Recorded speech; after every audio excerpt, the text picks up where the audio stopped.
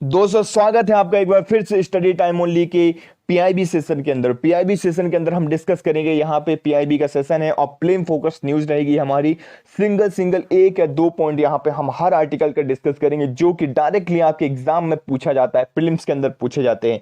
साथ में ही आपको एमसीक्यू या एमसीक्यू का सेशन बिल्कुल नहीं छोड़ना है। इससे लिंक करके अगर आप सारे सेशन को अटेंड करते हैं तब आपको पता चलेगा किस तरीके से आपकी एक अप्रोच तैयार की जा रही है। यहाँ पे आपका एक कितनी अच्छी तरीके से प्रिपरेशन को हम मॉड्यूल कर रहे हैं, वहां पे ढाल रहे हैं। और ये सारे इनिशिएटिव आपके लिए फ्री ऑफ कॉस्ट हैं, इसलिए जितना ज्यादा हो सके इतना इसका फायदा उठाइए। देखिए, अगर यही चीज में अगर पैसों में बना के बेचता और देता तो ये शायद इसकी बहुत ज्यादा वैल्यू रह जाती, लेकिन ये फ्री ऑफ कॉस्ट मिल रही, इसलिए लोगों को लगता है कि यार सिंपल है, चलो छोड़ देते हैं। आपको ऐसा नहीं करना है, एक दिन देखना है, दूसरे दिन छोड़ नहीं देना, आपको कंटिन्यूटी मेंटेन करके रखना है।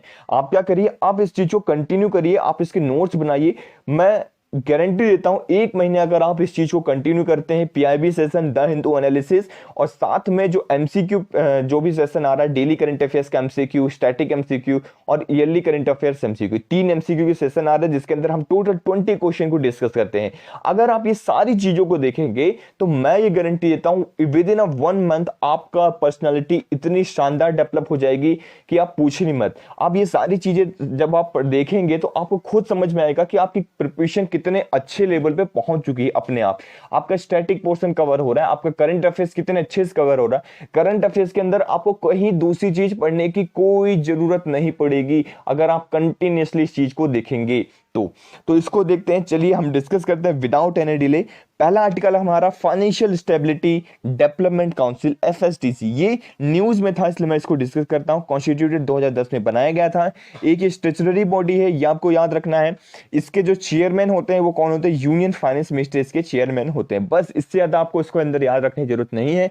क्वेश्चन के अंदर पूछा जाता है चेयरमैन एफएसडीसी के, financial stability and development council के कौन है चेयरमैन, तो आपको पता होना चाहिए फाइनेंस मिनिस्टर। ये कौन सी बॉडी, स्टेचुटरी बॉडी, कब कॉन्स्टिट्यूट की गई थी, 2010 के अंदर कॉन्स्टिट्यूट की गई थी। क्लियर हो गया पॉइंट। नेक्स्ट है हमारा faith trial. Faith trial a new combination of clinic trial, एक तरीके से आप फेथ मतलब एक तरीके से विश्वास करिए, क्लिनिक ट्रायल है जो स्टडी कर रहा है to test the combined efficiency of 2 antiviral drug. जो दो अलग अलग एंटीवायरल ड्रग हैं, ऐसा कहा जा रहा है कि ये कोविड-19 से लड़ पाने में सक्षम हैं। तो इनके ऊपर सर्च किया जा रहा है। एक फेविपिराविर है, फेरिपिराविर, और एक है यूमीफेनोविर। तो ये दोनों आपको ड्रग्स के नाम एक बार लिख सकते हैं, आप लोग याद कर लीजिए। एक फैब है, फैब्रेट याद रख लीजिए, ये एक यूम है। तो इस तरीके से दो को आप याद रख सकते हैं। देखिए नेक्स्ट है हमारा चार धाम टनल, काफी इंपॉर्टेंट हो जाता है, हमने पहले भी डिस्कस किया हुआ है, एक बार फिर से हम रिवाइज कर लेते हैं, इसको डिस्कस कर लेते हैं। कुछ नए पॉइंट्स देखते हैं यहाँ पे। 440 मीटर का ये टनल है, सबसे इंपॉर्टेंट, बीआरओ के द्वारा बनवाया जा रहा है, बॉर्डर रोड ऑर्गेनाइजेशन के द्वारा। कनेक्ट करेगा चार धाम यात्रा को। सभी जो चार धाम यात्रा है आपको नाम बताना है कौन कौन से हैं। चलिए मैं आपको यहाँ पे बता देता हूँ, चार धाम जो आपके हैं वो कौन कौन से हैं, वो किस तरीके से कनेक्ट किया जाएगा। तो यहाँ आप देख पा रहे होंगे चार धाम, ठीक है। देखिए रेल कनेक्टिविटी यहाँ पे की जा रही है चार धाम के लिए। Pilgrimage soon connectivity of the 4 important Hindu shrine through Dehradun and Karnaprayag, Karnaprayag, ठीक है।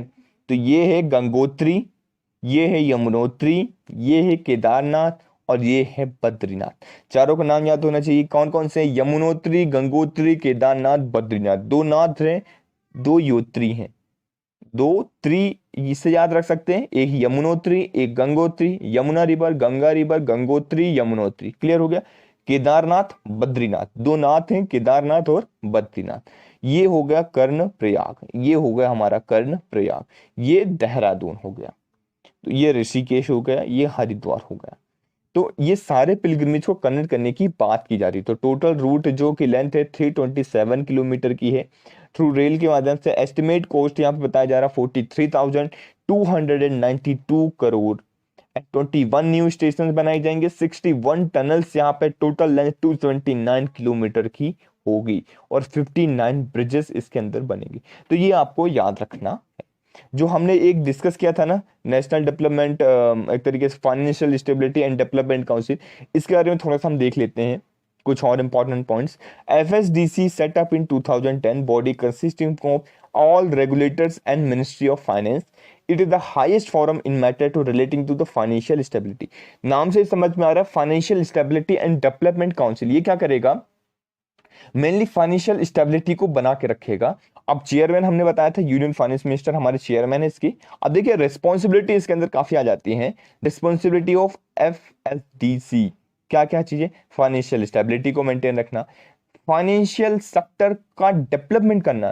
सिर्फ स्टेबिलिटी को मेंटेन रखना ही नहीं है इंपॉर्टेंट, उसको डेवलपमेंट करना भी एक इंपॉर्टेंट हो सकता है। थर्ड नंबर पे क्या है, macro prudential surveillance of the country. Macro level पे सर्विलेंस करिए इकोनॉमी की, कहां पे हमारी इकोनॉमी बढ़ रही, कहां पे घट रही है, ये इंपॉर्टेंट हो जाता है। देन फोर्थ नंबर पे क्या जाता है, financial literacy and financial inclusion. सब लोगों का फाइनेंशियल इंक्लूजन बहुत इंपॉर्टेंट हो जाता है। फाइनेंशियल इंक्लूजन मतलब आपको समझना होगा कि सब लोग पार्टिसिपेट कर रहे हैं इकोनॉमी के अंदर, वो पैसों का लेन देन ट्रांजेक्शन हो रहा है। जिस तरीके से आप कह सकते हैं प्रधानमंत्री जन धन योजना एक बहुत बड़ा फाइनेंशियल इंक्लूजन की तरफ हमारा स्टेप्स था, जहां पे हमने बहुत सारे लोगों के बैंक अकाउंट खुलाए with zero bank account balance. तो ये बहुत बड़ा फाइनेंशियल इंक्लूजन था, इसको आप लिख सकते हैं। फाइनेंशियल लिटरेसी को बढ़ाइए, जैसे कि लिटरेसी बहुत सारे लोगों को एप्लीकेशन यूज करना नहीं आता, जैसे फोन पे, भीम, ये सारी चीजें यूज करना नहीं आता था, तो ये सारी चीजें यूज करना आने लगे। ये लिटरेसी है, इसको बढ़ाना है। इंटर रेगुलेटरी कोऑर्डिनेशन को बढ़ाना है कि एक दूसरे से कोऑर्डिनेट करते रहिए और चीजों को शेयर करते रहिए जो भी इंफॉर्मेशन है। तो ये सारी चीजें इसका काम होता है। क्लियर हुआ। अब हम डिस्कस करते हैं नेक्स्ट आर्टिकल हमारा, जो कि है, ये देखिए, ये थोड़ा सा अजीब सा आ गया है, यहाँ पे देख नहीं रहा है। Spectrin and axon. अब ये स्पेक्ट्रिन एक्सॉन क्या होता है, देखिए सबसे पहले आप समझ सकते हैं, ये फ्लेक्सिबल रोड शेप की रहता है। स्पेक्ट्रिन की बात कर रहा हूं मैं, क्या रहता है, फ्लेक्सिबल रहता है और रोड शेप इस तरीके से रहता है। Molecule that present at axon, axon के अंदर प्रेजेंट रहता है जनरली। अब एक्सॉन क्या होता है वो हम डिस्कस करते हैं। Long tubular extension of nerve cell, जो हमारी नर्व सेल होती है उसका एक तरीके से लॉन्ग ट्यूबुलर एक्सटेंशन है, उसे हम क्या कहते हैं, एक्सॉन कहते हैं। जो कि क्या करता है, ट्रांसमिट करता है इलेक्ट्रिक सिग्नल्स को across a long distance and can be up to 1 metre long, 1 metre long तक हो सकता है ह्यूमन के अंदर। तो ये क्या करता है, सभी इंफॉर्मेशन को शेयर करता है। जैसे सपोज एग्जांपल मैं आपसे बात करता हूँ कि आप लोगों का ये हाथ है, अब हाथ कभी किसी कील में आ गया, किसी नुकीली चीज में आ गया, गड़ गया, तो आपको एकदम से पता कैसे चलता है कि यार एकदम से हो गया, आप बिना देखे रिएक्ट करते हैं, हटा लेते हैं वहां से।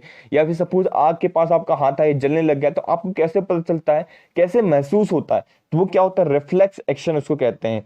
वो एक तरीके से ऐसा एक्शन होता है कि रिफ्लेक्टिव एक्शन होता है।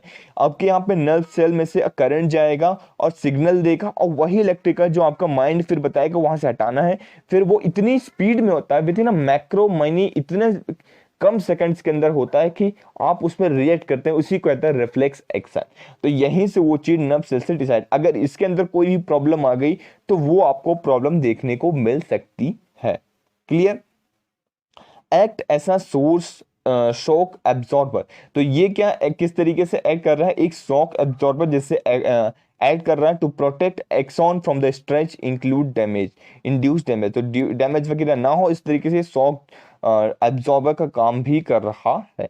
मैं ये आपको दिखाता हूँ, ये देखिए, ये जो पार्ट है यहाँ पे, ये आप देख पा रहे हैं कि एक्सॉन शाफ्ट है, ये एक्सॉन, और ये डेंट्री से जो यहाँ पे निकले हुए हैं, इसको आप देख सकते हैं। आप इसके अंदर देखिए, आप थोड़ा सा बड़ा, ये जो निकला है स्पाइन हेड है, ये स्पाइन नेक है।